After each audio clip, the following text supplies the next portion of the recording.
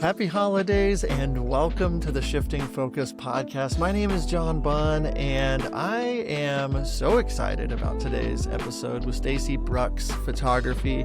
She's based here in the Midwest, just a few hours from where I'm at, and we just had the best time chatting.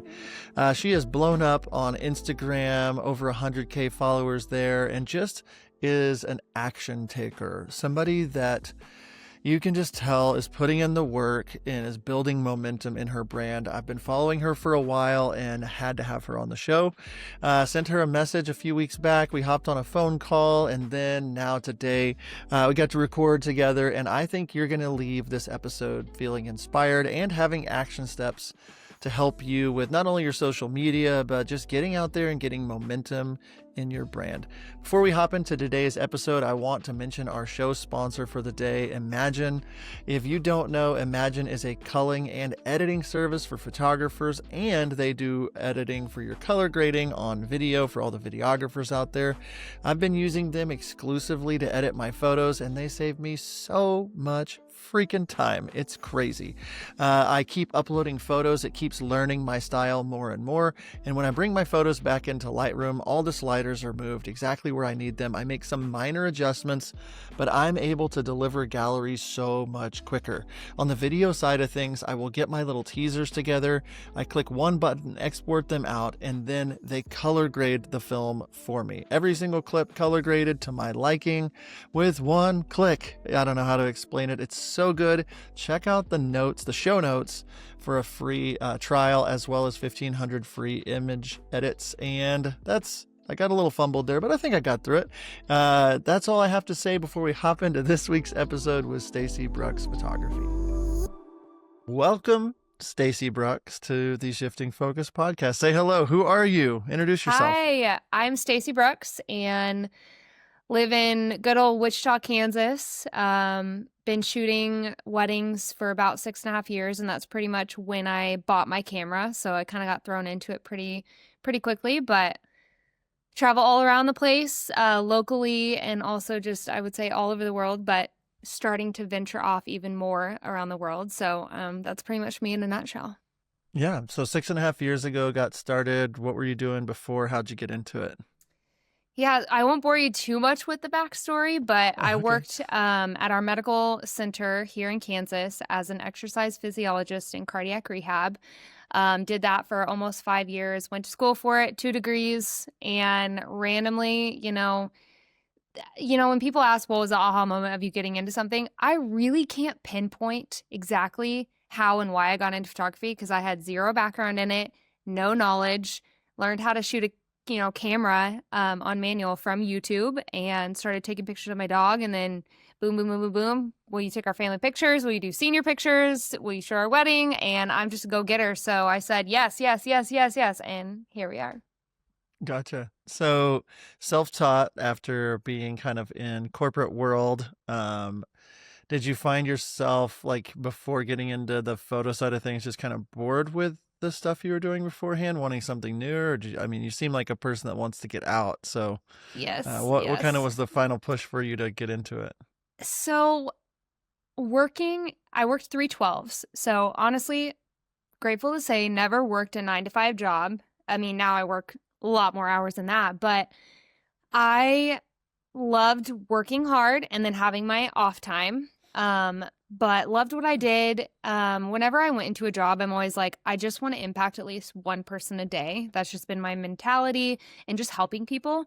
So I had that with that job, loved it. But I was just praying for a change. About 3 years in, I'm like, I love what I do, but I think there's something else missing in a job for me.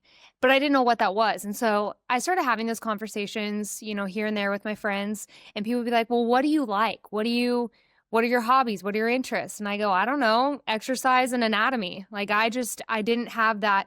I never thought of myself as creative ever. That was my sister. So it's weird that I'm even in the place today as a photographer and a creative, but that's the cool part about being in the creative space because there's so many different types and what makes you you. So there was nothing that I hated from being at the hospital, but I think now looking back, just being able to be so free and the outlet of like going where I want to go, and I don't have to go to the same park if I don't want to go to the same park. And I think that that's what really fulfills me, especially even more as a photographer, because I just am so in control in where I go, and I can see the world and venture out. So I think that's what was missing in that job. And plus, as much as I loved it, I was going to a department with no windows for 12 hours roughly. I'd have my 30-minute lunch break. So like during the winter times when, sun rises whenever it does and it sets so early, I would go in when it's dark and leave when it's dark. And now it's just such a huge change in what I was doing. But I think the whole concept of like me as a whole, I've always just wanted that impact with people and helping people. And I get that with every job that I have. So yeah, I don't know. I just think this one now just gives me so much freedom to do whatever I want. Yeah, it really does. I mean, I love getting to do what I do, just traveling and setting my own schedule. And even though I'm working hard, I do feel like I'm impacting people. And it's like, hey, if I don't want to work in this office today, I can just take my laptop and go. And that movement, man, just being stuck inside a windowless place for the winter. Talk about seasonal Yep. depression. I know what Oh, it's like. I'm yeah. in Oklahoma, so Yep. Kansas, it gets dark at the same time. But okay, so paint a picture for me of what your business looks like in 25 and 26, like right now. How many are you shooting? Any details about like what you try to charge or any of that kind of stuff, whatever you're comfortable with. But like, what does the business side look like? How many did you shoot this year? Kind of how many do you have next year? Any of that stuff.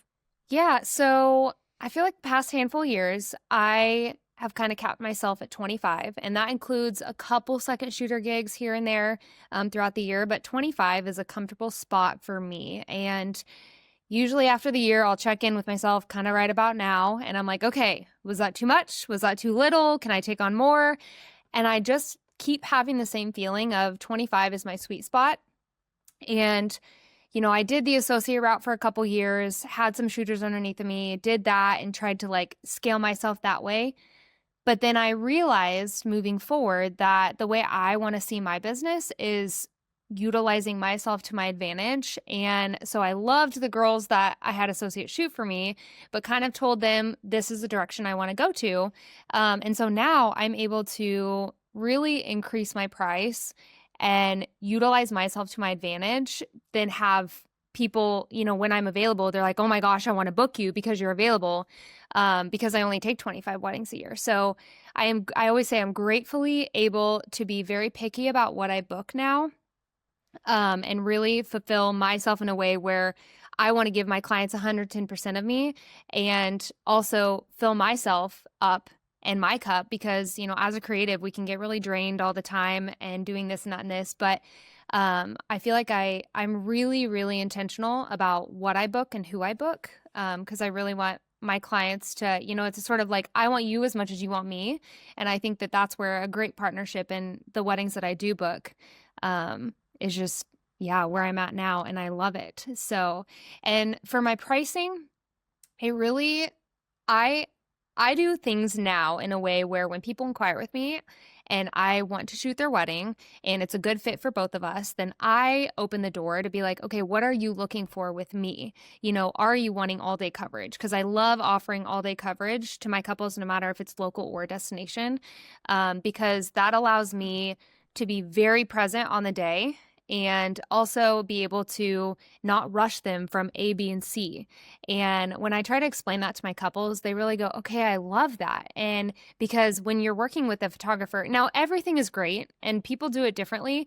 But when I have done 8 hours or 6 hours in the past, people are working off of my timeline to try to get everything done within the time that I am there. And I just see that people aren't able to take a step back and breathe and enjoy the day that they've been planning for a year. And so again, that's kind of, I offer all day coverage, and kind of customize my packages based on what my couples want. If they're wanting a second shooter, if they're wanting film, if they're wanting this, that, and this, and then that's the discussion I open up with them. Now in my head, I do have points where I'm like, okay, this is kind of what I don't want to go below for, local, in-state, out-of-state, and then destination.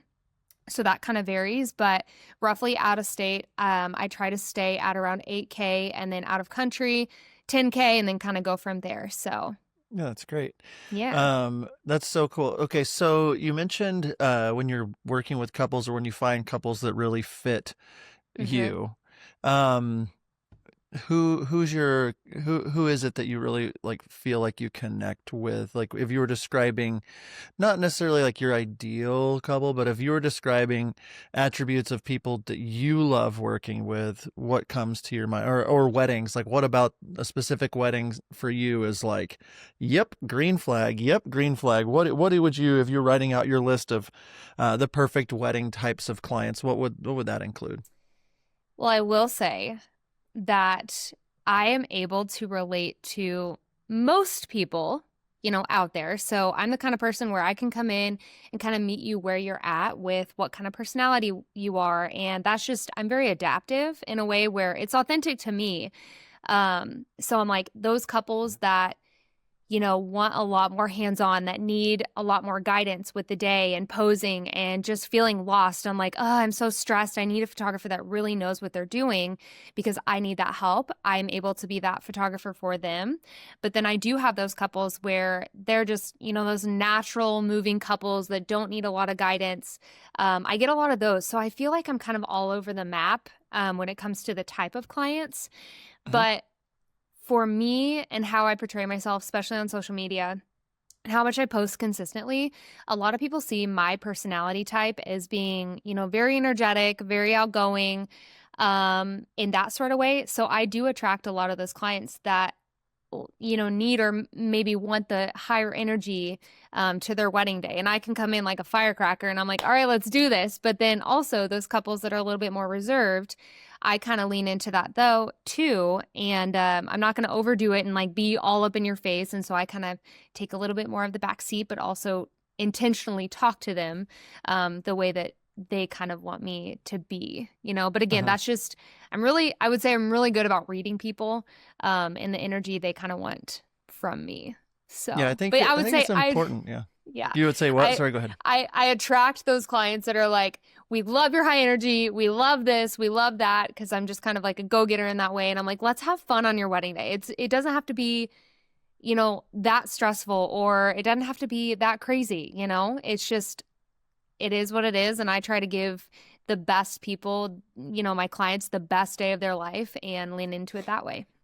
Yeah, I think it's very good to be able to be a chameleon and kind hmm of say, oh, like these people are a little more reserved. Like when it comes to the types of people like that I love working with, it's all across the map on like their personality types for sure. hmm But at the same time, I'm like, if this couple is wanting, this vibe, and it's super moody and dark, and it's like, it's probably not me, and so I've spent a lot of time just like really trying to hone in on like what is something, like when a couple reaches out, like as I added photo this year, there were a handful of weddings where it was just like, this is exactly the kind of weddings I want to do, but maybe their budget isn't where I need it to be yet, but I said yes to it because it then helped me be kind of like a stepping stone to the next thing. So hmm maybe for you, what were some of those things, some of those stepping stones? Did you do anything to kind of, I mean,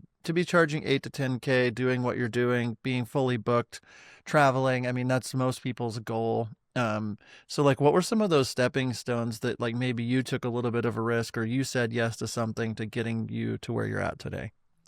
Yeah. So not this past year, but the years before, I've done a destination giveaway specifically. And I know sometimes those are really, really good for people's business and sometimes they aren't. But just depending on how much you can give in that space of giving. But that really helped me, I think, a little bit more gaining all those destination couples. Because again, I'm booking based on my availability and also kind of where I want to go. And I really laid that out in the giveaway. Mm-hmm. That's just kind of like a little small piece of like how I kind of keep the destination pool kind of like positively growing. But everyone's going to take those weddings that necessarily aren't the paycheck that they're wanting, but they are big portfolio moments for you. And I think that that is really important. And even now, going into 2026 and beyond, the thing that I'm really noticing is you can charge what you want to charge because we all know our worth and what we bring to the table, but you also have to be adaptive and knowing that if you, specifically me, I want to shoot weddings. I want to physically get out there because I still have all that energy and all that momentum where, if it's a wedding that's come my way, I will be like, okay, so instead of the all day coverage for this amount, what do you exactly want, or what is your budget? And then if it's something I would want to do and can work with, then I go, okay, so if you have, let's say, a $6K budget, then, and it's a local wedding where I'm like, okay, I really want to shoot here. I really want this wedding because it's a great group of vendors and all that sort of stuff. I'm going to take it down to, 8 hours and maybe an engagement session mini. And so then I mold into what they're wanting. And I think that that is totally okay. And I know that a lot of people don't talk about that. And I think, I just think it's okay to do because, there's weddings that I have booked next year where that's the case. And I'm excited about those weddings. How much time do you waste chasing down contracts, invoices, or trying to keep all of those client details organized? As wedding pros, we waste so much time, and that is where Inly comes in. It's simple, beautiful, and actually made for creatives. With Inly, you can send polished proposals and contracts, manage invoices, set up forms, and capture leads. And the best part, it's all in one dashboard. No confusing dashboards, no bloated features you'll never use, just a CRM that works with your business, not against it. Check out Inly.com and try it for yourself. And don't forget to check the show notes and use promo code JOHN for 10% off. Check out Inly today. Head over to the show notes and go to INLY.com. That's Inly.com today. Instead of just being like, okay, let me give you a discount, like you're not discounting your service, but you're maybe building something a little more custom so it fits. And you mentioned a word, momentum. And I think a lot of people don't realize how important momentum is in your brand. And like when you have momentum and people are seeing you out shooting and you're recording behind the scenes on your glasses or whatever at all the weddings, and you have all this content, you're able to show your face and you're able to stay in front of people, you build momentum, not only with the market, but with the vendors in the market. And just good stuff starts happening. I don't know how to explain it, but those that create motion create emotion, and you're just moving, and you're a mover and a shaker naturally. I've known you just a short bit, and I'm like, oh yeah, she's out there getting stuff done. But if you don't have weddings, and you're not shooting behind the scenes, it's the engagement sessions and the whatever, or it's like people kind of just forget that you exist, even your friends in the industry. And so I would consider you to have obviously a ton of energy and a ton of momentum in your brand right now. You're very consistent when it comes to just your online presence and things like that. And so what kinds of things are you actively doing, or have you been actively doing to just keep that momentum in your brand, to keep yourself out in front of people that, maybe know you or don't know you, but you're obviously filling your schedule. And I think it's a lot to do with just staying in front of people. So what are you doing in that area? I have too many topics on this that I could give, so I'm going to try to hone it in. So where do I even start? I think the biggest one right now is, if you are in the wedding space and you are on social media and you market yourself that way, where I use that free platform to my advantage. Content creators are huge. And so what I have done on a handful of my weddings this past year is I'll look for, and I talk to my couples beforehand, especially because on a wedding day, I never want my marketing and for what I want to be the case for somebody else's wedding. I never want that to be the case. So if it's a couple where I think they would be comfortable with it, I approach them to say, hey, this is my thought. Would you be okay with a content creator hanging out with us on the wedding day? And most people, I haven't had someone say no, but I hire a content creator to then it's to their advantage too, because they're going to get some of the content of their wedding day. But I have the content creator that I hired focus on behind the scenes of me and then also of the day.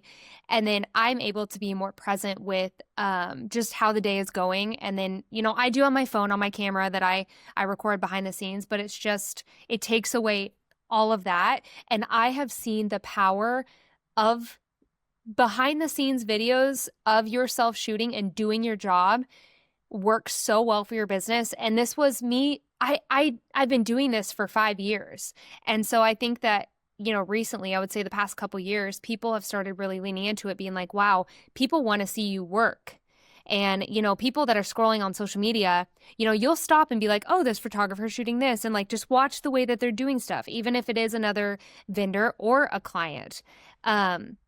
But yeah, that's just one thing that's come easy to me. And I'm leaning more into that with the content creation side and just utilizing that to my advantage. And, with the content creator, pre-making edited trending reels for me, and then I just post them. Like, it's so easy to do.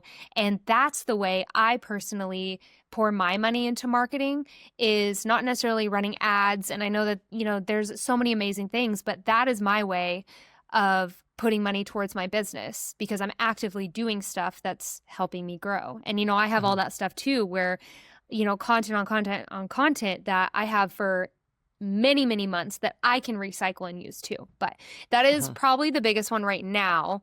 But I would say on the wedding day that I also keep the momentum going, especially with vendors, is making them feel important too, is huge.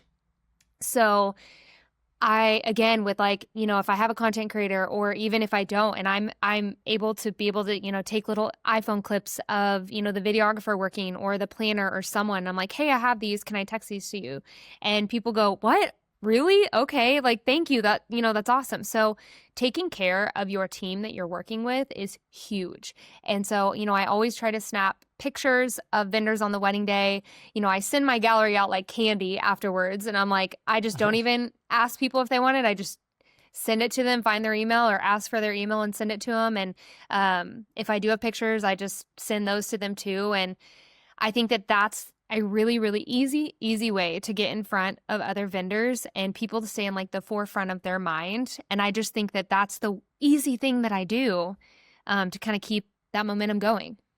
Yeah, you have this tool where you're like, I can give so many people that are working so hard all this extra footage, photos, things like that. And, networking obviously is massive in our industry. Networking, I mean, so many books, so many courses can be taught and have been taught on the networking side of things. But, I've seen in a lot of groups too, people being like, oh, the venue had the audacity to ask for the photos and they're mad that someone wants the free things or whatever. And you said you threw them out like candy. So I would assume your philosophy is, hey, I'm going to give these away. I'm going to make sure everybody has them, make sure everybody loves working with me. What has that done for you? Percentage wise, maybe how many of your weddings are you now booking because of relationships that you've built, either with the planners, other vendors, things like that? I know your social media presence is massive, but what percentage would you think is coming from the planner that says, ooh, I really liked working with her, I want to throw a wedding her way? Or I would say majority of the percentage of everything is coming from referral. I get a ton of referrals. So yeah, I mean, that's just really highly valued in my brand and my business. And I don't know. So it's very, very high up on my list. Cause I will say, I mean, I've grown on social media, but that hasn't been, I'm not where I'm at now. And I wasn't there 5 years ago. So it's been a working progress of just building it. And that's a lot of credibility on the back end with what I'm already doing.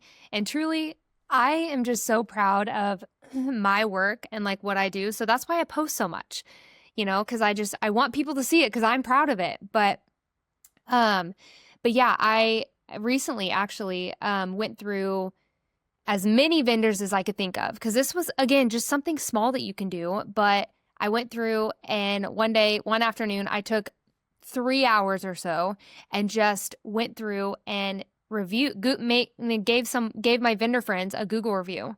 And I think that's something so small. And that's where people think that they have to do this and that and this and that. And like, it's as easy as leaving a review for somebody that goes so far. And so I remember I woke up the next day and I had multiple texts from a bunch of my vendor friends. And they're like, what the heck? I got on my email and I saw that you left me a review. And I go, it's so something so tiny that you can do for people. And that's just a way of networking, and just making sure that people are seen and heard and, and just even reaching back out after wedding days and saying, hey, it was so great working with you. And another thing I do on the wedding day is go around to whoever I talk to, as many people as I can find, whether that's vendors or also just bridal party, family members, grandma, grandpa, whatever. And I just personally go up to them and I say, hey, thank you so much. And that will take you so far, because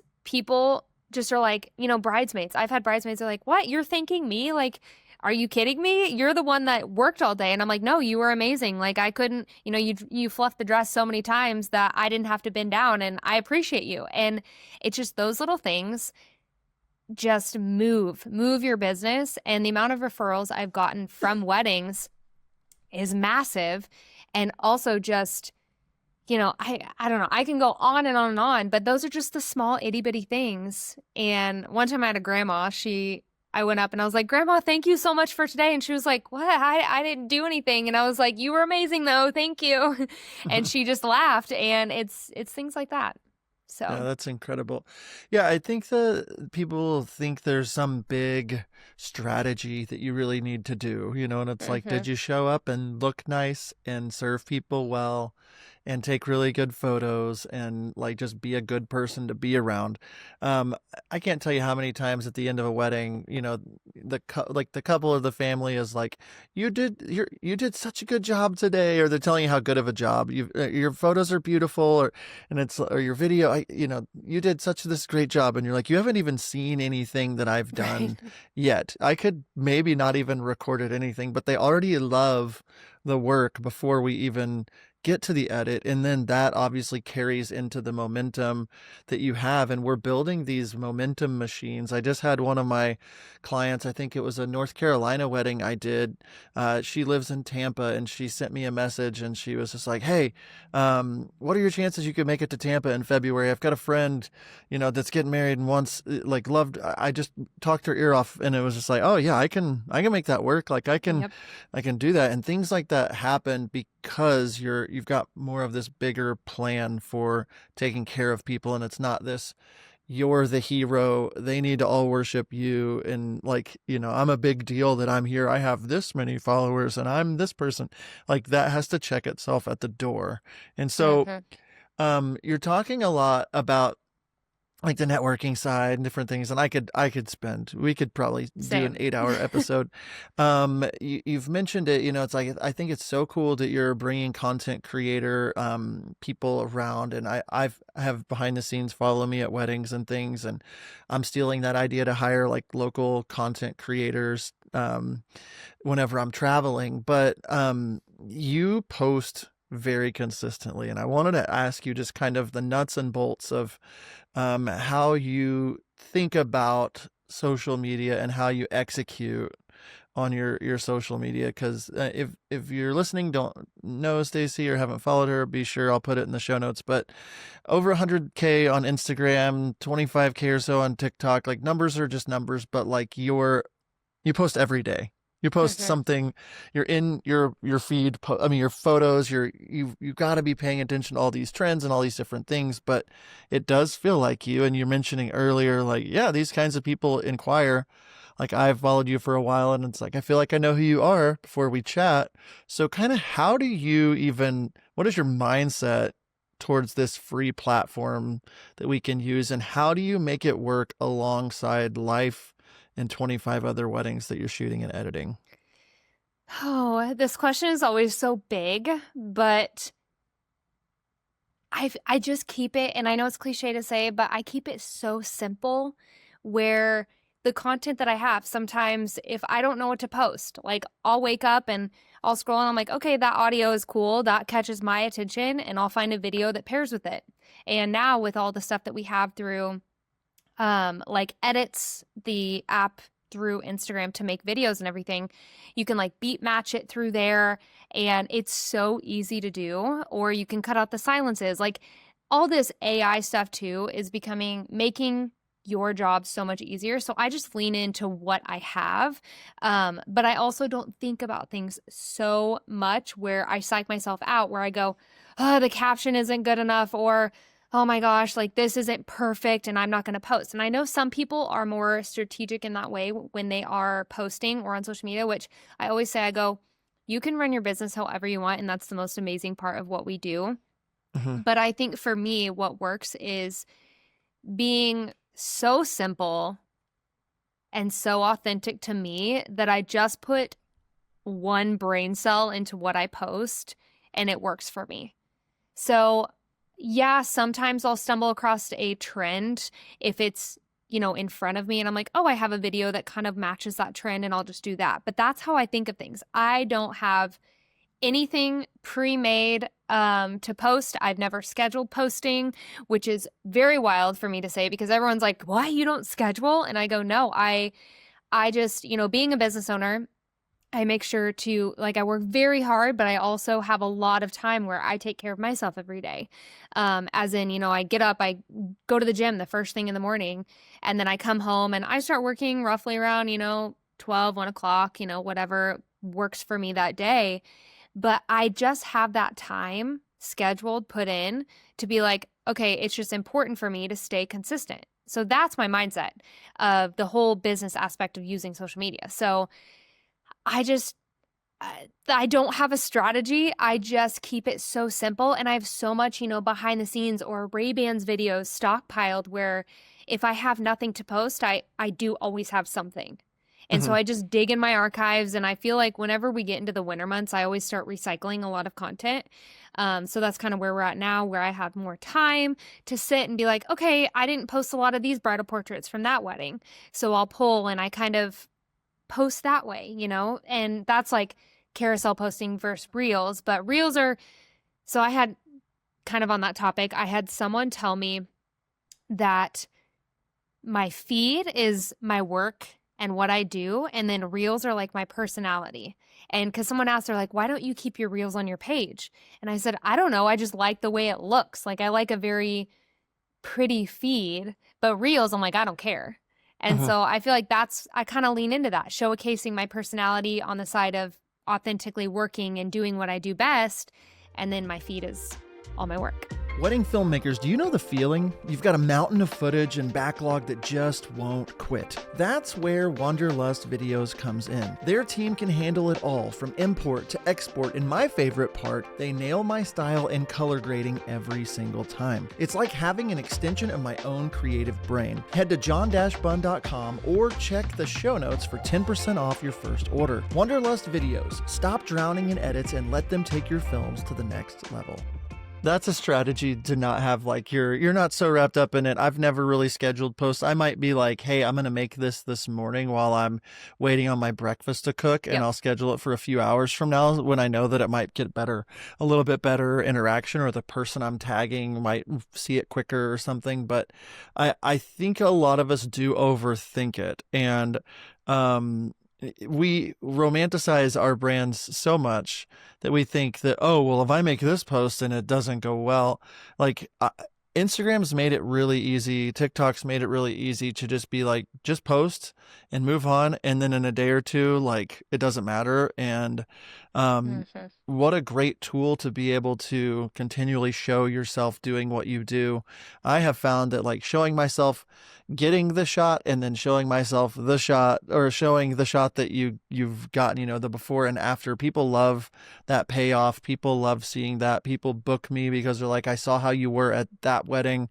And there is part of it, you say you don't have strategy, but you're continually getting way more behind the scenes of you. You're stockpiling it so that, it's kind of like when you're eating healthy. If in my fridge there's a lot of healthy food, I'm going to get hungry in an hour and I'm going to run in there and I'm going to be like, okay, what am I going to eat? It's like, oh, well, there's already pre-cooked healthy stuff. I'm going to grab one of those proteins, one of those fats, and one of those carbs, and now I'm fit. Instead of just being like, let me plan out every meal for the month and cook it already and get it. It's like, no, we've got those things kind of set aside in the pantry ready to go that you can just grab and go.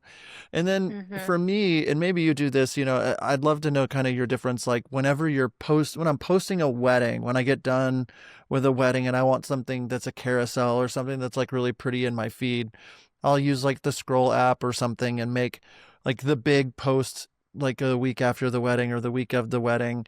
And then the reels, it's just like I'm cranking them out. So whenever you get done, like when you shoot a wedding, let's go there. I'll make it a smaller question so I don't make your head explode. I'm Like like, when you get, but when also you that get done, I'm going to take a minute. I loved your analogy about the healthy food and Oh, everything because good. I'm like, I've never thought about it that way. And I really Because you've resonated with that. prepped, So you're prepping, yeah. you've got the stuff ready, and it's like you've got healthy options right there, and you are pairing them together. And it's like, okay, I just made a meal out of this, and it's like you have images on your phone that you've edited. They're golden. They're great. You haven't posted all of them yet. Like you have behind the scenes of you, little things, and it's like, oh, I open up edits. I see the trending thing. I can match it to audio with that, and then now I can make the video of me shaking in the cold with my camera in 2 seconds, and like And just be that was a done. content creator. She told me Yeah. she came because I hired her because I Hmm. had to do a couple shoots the shoot for a couple brands. And so I was like, hey, are you available? I'll pay you to come.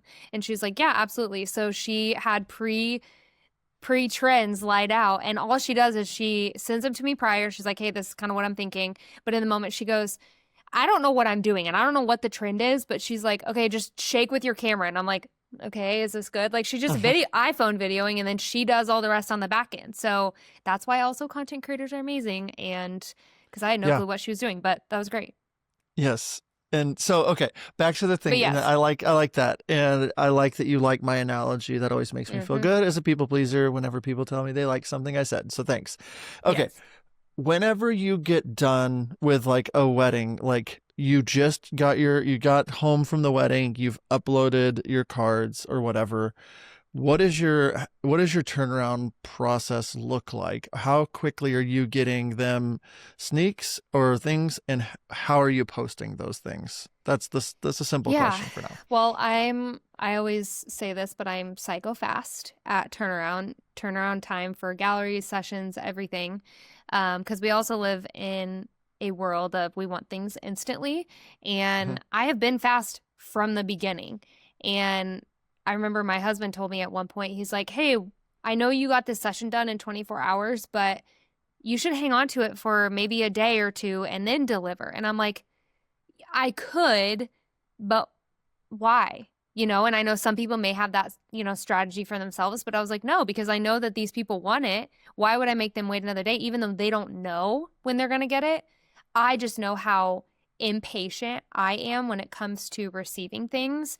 And I just appreciate when people get things to me super fast and good quality too. It doesn't diminish the quality at all if you wait multiple days or a week. Like I just prioritize my work like crazy because this is my full-time job. This is what I do. And I love it so much that I just prioritize the back end flow. So let's just start with a regular session. So I'll come home from a session, all my wedding galleries and my engagement sessions or branding or whatever, I can give sneak peeks in 24 hours typically.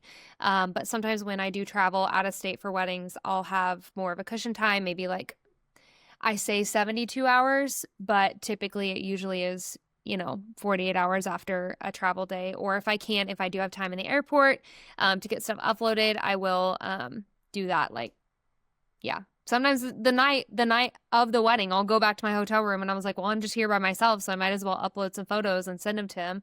But yeah, so sneak peeks usually come in 24 hours to 72. And then regular sessions, I can knock them out in 1 to 2 days. And then wedding galleries, typically I can turn them around in a week, which is insane. Uh-huh. And I know that's insane, but I give myself a cushion time of like a month, but typically that's way beforehand. I think I've only had a handful of galleries over a month, and I felt like I had them for 6 months. Like it was Uh-huh. crazy. But I'm grateful to say that I do use Imagine to cull and edit my photos, and I have trained Imagine to do the editing portion, and I still check through everything. Uh-huh. That's the whole thing, just kind of going back to adapting, because I've had a lot of conversations with other creatives and other people about how they think of, that back end workflow, and do people think of you less if you use these sort of programs? But it's more so utilizing your experience and expertise on where you are today. And I think that that's okay to do. And I know I don't openly talk about that a ton, just because I'm kind of still on that fence, because I know a lot of this stuff is still new. So I don't want to be like, oh, I use this, constantly, but it has helped me be more present with outside of work. And that's one thing where this last fall I had a wedding, and typically I do 2 a month if I can, or more if I want to take more. But in September, I had a wedding every single weekend, 5 weekends in a row, and I turned them each around in a week still. But by utilizing what I have and using Imagine, it's really helped me not stay glued to my computer, but Uh-huh. then getting it done and checking back through, it's the same thing. Like I'm so blown away by all this stuff, because I will clear a photo, edit it from scratch, and I go, that's exactly how I'd edit. Now I've trained it. I have over, 80,000 photos that I keep training, and I keep updating things. But that's just been, and I've always, like I said, I've always been fast, but I'm even faster now just because of utilizing what I have. Uh-huh. And I think that's okay to do. So I would love to hear your opinion on that too. Yeah, I mean, so I added photo this time last year, and Imagine was already a thing, and Mm-hmm. I edited for about the first 6 months and got about 50,000 images to train Imagine. And I still go through every image one by one Yep. still, and like just making sure that the greens are what I want, the shadows are what like I'm still training it, still uploading. I didn't do 25 weddings this year. I did 10. So like it's a little slower process. So I do spend a little more time with it, but I try myself within a week to 2 weeks to get it back. My schedule on video side was crazy this year, so I would do a photo wedding and then be like, "Hey, I'm getting on a plane to go do a video wedding," and just so yeah, I could, I love using the AI tool. I don't think it takes away from what I do. I think it's just like that. It's like hiring an assistant to get it kind of ready for me for Exactly. surgery almost. Yeah. It's like they've Wow. scrubbed in and Okay. I'm ready for Again, surgery. that's an amazing point. Like I never thought about it that way, but There you that's go. amazing. Well, you can That's have them. You can amazing. have both of these analogies. I'm an analogy. I'm a dad, so it's like it's almost like dad jokes. I have no, but like what you said that really stood out to me was like whether we like it or not. And I think this is one of the things that I really want with the Shifting Focus podcast is like you you have this tension between art and business always. And Mm-hmm. I've said it at a workshop I taught the other day, but if you're really efficient, you're way more business. Like, you create something like a Toyota Camry, which is great, but it's very efficient. They produce it. They make millions and millions and millions of dollars making a car that pretty much everybody thinks is like a 7 out of 10. It's fine. It's great. But there's no real art to a Toyota Camry. It's not like, whoo, look at this art, but on the other side of that spectrum, maybe you have a Ferrari or something that it's just like this took 30 months to build, and they also make millions and millions of dollars, and there's this tension. And I think there are some people that speak louder in the photography industry, the wedding industry, that are saying this is art and you should make a Ferrari every single time. And what I like to say is that it's like I think that it needs to be a balance based off the wedding, your schedule, and things like that. But like I don't want something so cookie cutter and efficient that it's boring and like there's no life to my image, but I also don't need something that took me 11 months to post. And we also live in this real world where the expectation on a wedding, especially, or a session, is we want it now. Like, I ordered something for my wife for Christmas last night at like 8 p.m. and I got an email this morning that it was dropped on my front doorstep at 4 a.m. That's amazing. And I was like, I didn't even ask. I don't want that person to have to drop. I'm like, I'm the guy on Amazon that's like, don't deliver until 2 days from now. It's fine. But like, that's just where society is. Do I think that we need to be that plugged in always? And can we take a chill pill? Yes, I think we should. But at the same time, if I can get that gallery done in 4 days, and I just blocked off 4 days to do it after your wedding, why would I hold on to that? Because there is the window of time that's right after the wedding where it's hot off the press and people want to see Jimmy and Susie's wedding. It's going to get better interaction. And so, if you're mad at me because I'm using my art to also create more business, then that's fine. I agree. And that's where, with timing so when I do a job of anything, and I have a lot to say about just kind of going into each thing, because I don't overbook myself to a point where I'm just taking a wedding because I'm taking a wedding. And, it's like anyone and everyone that inquires, I'm just going to take it. So that's where I'm taking weddings where I get fulfilled from them too. And even though I'm walking into a venue or wedding and I am a vendor, I'm serving somebody else and working in that environment, I leave knowing that I'm like, wow, that was amazing. My cup is filled. I'm so happy. And that's just truly where I know I meant to do this. And I know that this, passion of mine that turned into much bigger than what I ever thought, is just what I'm supposed to be doing. So I just really, again, prioritize the back end part of my workflow where after wedding day, this is my job. And I know I'm self-employed and I take total advantage of that too. But I block off that week and I'm like, okay, so now if I have a session during the week, I only give people, like, I'll maybe book one, maybe two, but I want to prioritize what I'm, those big, huge weddings that I'm doing. I want to make sure I have lots of time and not just like, oh, I gotta, and my mentality is not like, oh, I gotta crank this out because I have to blah, blah, blah. I'm like, I want to just have enough time to be so involved and so soaked into what I just did, because I'm also, high off for the day about that. So then the faster I get it back to my couples, the faster they're going to rave about you, the faster they're going to post the pictures. And that's what I've seen where, and heard from other people that if you wait 3-4 months, which is very standard to get things back from a wedding day, your clients may not post a whole bunch of stuff because, like, there's a lot of life that happens in 3 to 4 months after your wedding day. Now, if you were 4, 5, 6 days after a wedding day, they're like, oh my gosh, typically I always feel so bad when people are still on their honeymoon and I'm like, hey, check your email. And they're like, oh my gosh, what? But it's kind of cool because, I've had people say, we're just hanging out on the beach and you're scrolling the gallery and we're just like, are you serious? Like, they're still in that day. So I just see so much advantage and positivity from being quick in your business. But also it's marketing. It's just a business strategy that I personally use.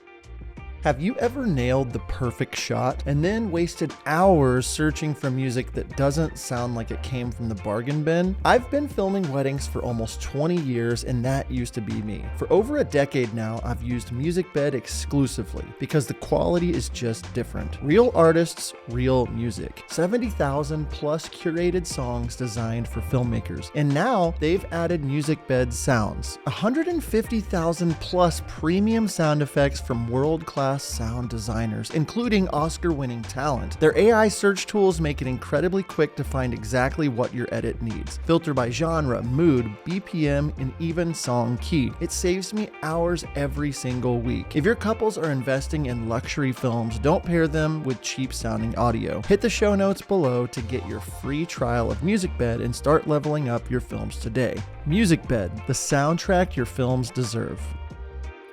So I have a question for you, but before that, I wanted to also say I had one wedding of my 9, 10 weddings this year that for whatever reason, it took me about 4 weeks to get it back. Like just the timing, I went on a family vacation and Mm-hmm. I couldn't get it done. I had 2 sessions and it was like the weight of it needing to be done was the backlog of it. I was just like, ugh. It started to feel like work. And then I got out of the mode of being excited at all about that wedding. And I was just like, oh my goodness, I have to go edit this thing. I hate it. I hate their wedding. And it was beautiful. It's great. And I did it and I got it done. But like, I can just see how that killed my creativity immediately. 100%. Yes. And so my question to you about this is because you're doing things quickly, how do you make sure that you are still pushing more towards the Ferrari, not all the way over there, but like, how are you pushing to make sure that the work, there's no, like, if you start doing things quickly, a lot of people might think, well, yeah, she didn't take that little exit sign out of that photo and she didn't do this or she didn't. How do you kind of make sure that the quality stays there, whenever you are moving quickly? I mean, that's a good question. Um, I don't, it really just comes down to how I don't know if this is the right way to say it, but like me as a creative and like what I see. So when I go through my work, I'm editing in a way where how would I also want this photo? Like, it's not really that, oh, this couple won't care if the exit sign is still in there. No, it is like, I don't like that because yeah, I will take out, and so I just think in a way where it's almost, I don't know, I guess it's selfishly, how do I want the photos to look? Uh-huh. Because, and I want them to be good, where I don't want my clients to get them back and be like, wow, this piece of trash is in every single photo. Like she could have easily taken that out, or even spots on the ground. I look at it where I'm like, okay, Stace, take an extra, you know, 30 seconds on each photo to take out a blemish, to take out something that, isn't necessarily going to be there in a week. And that's the way I kind of see things creatively, but also knowing that I just want my work to be good and I want people to get the end product and be like, wow, I can't believe that was my day, or I can't believe that's me. And I think it's helped because, I was married. Well, I never know how to say this. I was married 7 years ago, still married, Uh-huh. but I have been in the shoes of these couples and this bride, and I know what I necessarily like. I had an amazing photographer on my wedding day because that was one thing that I personally cared about, is having someone shoot the day very beautifully in a way where that was just one of my priority with my vendors and who I booked. But knowing what I did not get, but I didn't know what I wasn't going to get because I wasn't in the photography world yet. But Uh-huh. looking back going, oh man, like I didn't really get a lot of portraits of just us two. And what do people post on social media? What do people hang on their walls? It's pictures of you two. And so that's personally why I focus so hard on, making sure the couple is getting everything they're wanting and more. But like I always say, I'm like, family pictures are so important. They're so important to have, but you're not going to just blow those up all over your mantelpiece. Maybe mom or dad will, but you maybe necessarily won't, And so I do things in a way where I go, I'm doing what my clients want, but also what would I want?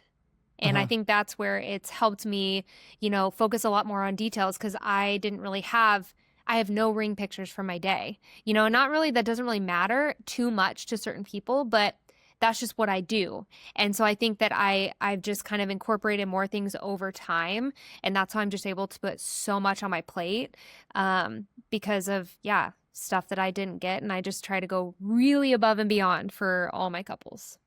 Yeah. And it's obvious that you are a person that takes action. You're a person that's not going to sit back on the sidelines and wait till things are perfect. Mhm. I see it in your social media. Your social media is amazing, but there's a level of it where you're like, this person is putting out amazing stuff and wants fresh new things and is not so high on their own supply that they can't, like get out of their own way of their own success. And I see it a lot in the people that lean way over to the artistic side, the romanticism around this thing where you shouldn't make money, or you shouldn't turn this into a business, you shouldn't, and they're always kind of like pointing the finger at like, well, that person's not a real artist. I mean, I'm sure you get hate for whatever. The more people that follow you, the more people that say negative things, but Oh, it's how I hold my I hold my camera wrong. I get that one a oh yeah, lot where I'm like, of course. I didn't know. I didn't know. But, it's just funny to me and I just kind of brush it off and I'm like, yeah, give me all the hate comments. I don't mind. How dare you hold your camera Oh comfortably my for gosh, you? I know. I know. Yeah, I guess that probably comes a little more naturally to someone with your personality. What would you say to somebody like the that maybe doesn't naturally feel like they can get off the sideline, or they feel like, well, I just need this to be perfect before I really start pushing social media, pushing the things. How do you have that confidence to post? How do you have that confidence? And what maybe advice would you give to somebody out there that's just feeling like they're stuck and struggling, or they don't have that content, or what piece of advice would you give them? Yeah, I mean, it's easier said than done, but I think the biggest thing is getting out of your own way and just realizing that what you're thinking about what you're doing and what you're posting, you're the only one thinking about that in that way. And, you will have those people that'll slide in and, the bigger a post gets a lot of attention, like you'll have those people critiquing things or saying this and that and this, but those are just people that have too much time on their hands. But I will say you're the only one thinking about what you're posting. And I did hear something from someone that said, if you are getting ready to post something and you have this person in your mind that, before you hit post, you're going to be like, oh my gosh, what are they going to say about, this post or whatever? Then, and I know this is very aggressive, but kind of just maybe block that person or unfriend that person or whatever, because if that person is in your mind and getting in the way of you just doing what you want to do, then that is one small thing that, the public around you can have control over what you're doing. And I think that's where I sit back and I'm posting what I want to post because I have nobody in my mind, not a care in the world. And I just throw it out there because it makes me happy. And, whether it gets, and I know we kind of talked about this earlier, but whether it gets over 10K views or it gets 3,000, it does not matter to me. And I don't care. And in the best way possible, I don't care that much about what I'm doing, but it's just that I'm doing, because I think that that's how you continue to trek forward, is just being present, showing, being consistent and all of that good stuff. Yeah. At our church service yesterday, our pastor was talking about peace, and this week in Advent is the week of peace. And he was talking about the what if syndrome, and where like you will have a little thought and then say, well, what if this happens? And what if that happens? And what if this happens? What if that? And you go like down this rabbit hole of like, I'm all the way over here in this world of what if, and it has nothing to do with reality, and that steals your peace. And that was the basic gist of it. And I think that, like, obviously you need to know your brand. You need to know who you are as an artist or a business owner, or where you fit anywhere between there, and say, does this make extra steps? Does it help me get extra steps towards where I'm wanting to officially go? And if the answer is yes, post it. Put it out there. Will it get better? Yeah. Like I started doing this podcast in 2018, and I look at the first YouTube videos that I posted, and like how I lit it. I didn't know how to do studio lighting. I didn't know how to do like all these things, it's like the work caught up with the content, of course, but like I look at it and I'm just like, oh, 2018, John, if only you could know how to do this and make it. But I wouldn't have gotten to where I am without like going through those steps. And that's my advice for people, is like, you kind of got to just, throw stuff at the wall and see what sticks and see where it goes. And like, whether it's 2K views or 10K views or 6 million views or whatever, if you're not posting, there's no chance for that to even happen. And so not just even on social media, but in life in general, in the business, is like, what are you doing to kind of take that shot? Okay. I could talk about that for a while. We're hitting an hour. Go ahead. One more thing. The other day when we were chatting on the phone, one thing that my my mindset going on social media is, especially honestly in my job too, and just business and life and everything I do, is I do and then I think. And I know some people need to think before they do. But to an extent, I just I push and I'm like, okay, we'll figure it out. And I think that works for me and being a wedding photographer, because I'm in environments all the time that I've never been in before. Right. And, you get the question, oh, I know you've never shot at this venue. And I'm like, it's all good. Like, I'm going to walk in and I can think on my feet, and I just think very quickly. So I feel like that trickles into also the back end with social media and posting, because I do, and then afterwards I'm like, oh, maybe, okay, that was okay, but it's fine, Mm-hmm. Yeah, and you learn as you go, and I think that it's a lot easier nowadays, but especially over the last few years it's calmed down. But a lot of like the way even the algorithms work and things online, where it's just like it's encouraging you to just get out of your comfort zone and post. Mm-hmm. And so the doing then the thinking relates to me. I feel like I do that as well to an extent. Obviously it's not like ready, fire, aim, but it's like, we're gonna get here. If I have too much time at a venue or too much time, they want me to come the day before and like scout, like it's overwhelming to me. I don't want to be thinking about that for so long, and to some people that works, but I think knowing who you are as the artist and just being confident in that and walking in that is the big key takeaway. 100%. Okay. Yes. We needed to do another episode sooner than later. I know, I can talk about this all day, every day. If people want to kind of follow along with you, where's the best place? We'll also put these things in the show notes as well, but where can people connect with you? Yeah, I'm pretty much consistent on all platforms with Staci Brucks Photo. So Instagram, that's pretty much where I post most everything that I do, and then it trickles to TikTok, Facebook, Pinterest. I need to get back on the YouTube game. That one's kind of taking the back seat, but yeah. So all of it's Staci Brucks Photo. Perfect. I wish you nothing but success, and thank you so much for taking the time. Absolutely. I'm excited to bump into each other in real life one day. Yes. Well, thank you so much for having me. Of course. We did it. We podcasted. We did. What an incredible episode. Thanks again, Staci, for being on. And I'm so excited to just stay connected with you as we move forward in our businesses together, and wish you nothing but success. Again, our show sponsor, Imagine.ai. Thank you for sponsoring this episode. Check those show notes to learn more about their photo culling and editing, as well as their video color grading.